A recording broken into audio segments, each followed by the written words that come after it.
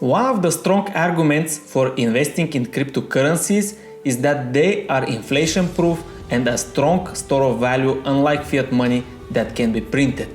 This argument especially made sense ever since the Federal Reserve lowered interest rates after the financial crisis in 2008. Now the Fed has raised interest rates by 0.5% in May 2022 and promises to raise rates by the same for several months in a row. What will be the effect of higher interest rates on crypto investing?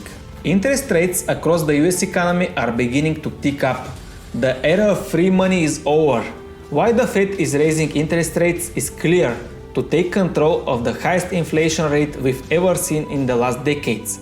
Rising rates are already changing the risk-reward calculation for investors, particularly larger investors like hedge funds. There are already strong signs of a gradual but steady transition to lower risk assets. Leverage is also going down, meaning there is less money to be invested. Most incredible, and for those holding speculative investments, perhaps most symbolically terrifying, the return on risk-free inflation-adjusted US savings bonds is expected to reach nearly 10% in May. Obviously, all of those rates are offset by current high inflation, but so is every other investment. These are still somewhat tentative signs of the rising cost of capital. Interestingly enough, the Nasdaq and Bitcoin tend to track together.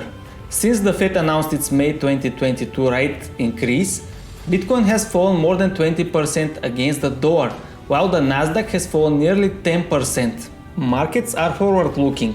This applies to the commodities, stock, options and currency markets, and it should apply to the crypto market and the likely effect of higher interest rates on crypto investing.